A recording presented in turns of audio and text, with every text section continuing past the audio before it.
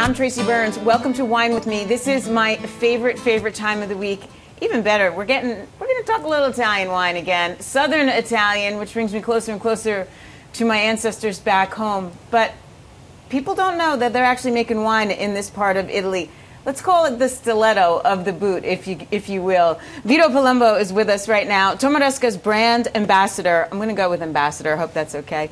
Tormaresca, okay. Part of the Antinori estates. Yeah. Antinori have been making wine for 625 years now, give or take a month or two, right?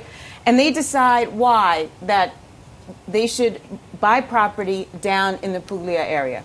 Basically because Puglia is something new, unusual, and Antinori has a great view of the business, of the wine business, and he knew that the market was searching for something unusual and adventurous. That means local varietals, and Puglia has plenty of local varietals. And the beauty of it is, you know, especially the heel, I called it the stiletto, but the heel of the boot. The heel of the boot has water on both sides. That makes the land so different. It's known as the California of the South because you got more than 500 miles of coastline. So the climate is quite closer to the one of California. But let's say the two main areas of Puglia are the Salento one, with Primitivo, Negramaro, Fiano, those kind of grapes, and the Castel del Monte area with the Aglianico, the most ancient varietal of And you South. just named a bunch of the grapes, and these are grape names that people probably never heard of. So the Primitivo is the first one you mentioned, and it's interesting that you call it the California coast because the Primitivo is much like... Yeah, it shares the same genetic root of the American Zinfandel. Actually, they're, let's say, they're just relatives, but the ancestor is a Croatian varietal that was born in the 17th century. Don't you want to meet the guy who did the family tree of grapes? Like who? Yeah, it's funny to me. It's called the Ampelografia in Italian. There has to be a name for it. Of course there is. Okay, so in the heel part, the grapes you mentioned are the Primitivo.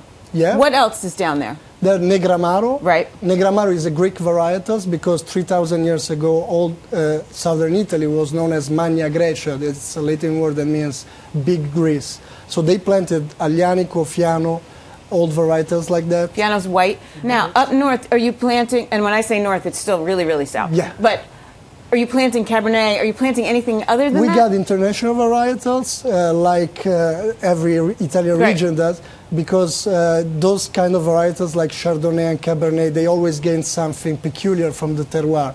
So in our case, the Cabernet and the Chardonnay in the Apulian terroir, it gets something different. It's really more fresh and more fruit-oriented. So this now is the Primitivo, fruit-forward, unoaked. Unoaked. Oh, it smells wonderful. Oh, that's a really easy drinking wine. Yeah. And again, that enjoyable. Let's say Renzo Cottarella was the chief winemaker of Antinori and Tormaresca. He always says wine is not a medicine, so must be enjoyed. So let's say we really want the wines to be enjoyed.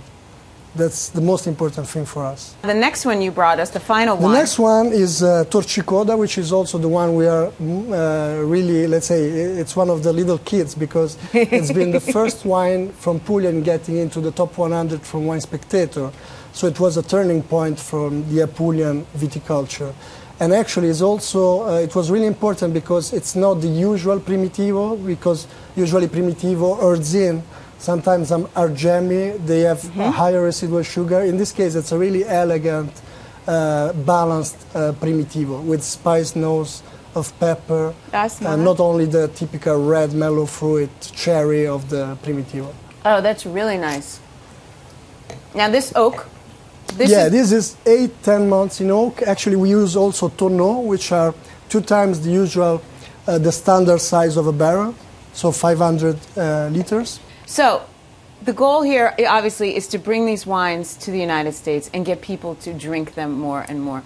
What would you tell them?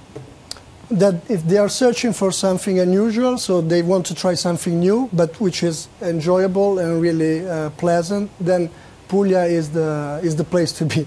And the price point is certainly there. The place to drink. Yes, it is. Place to visit, place to do everything. Vito, thank you so much for coming and bringing these wines to us. All right, go try wine from Puglia.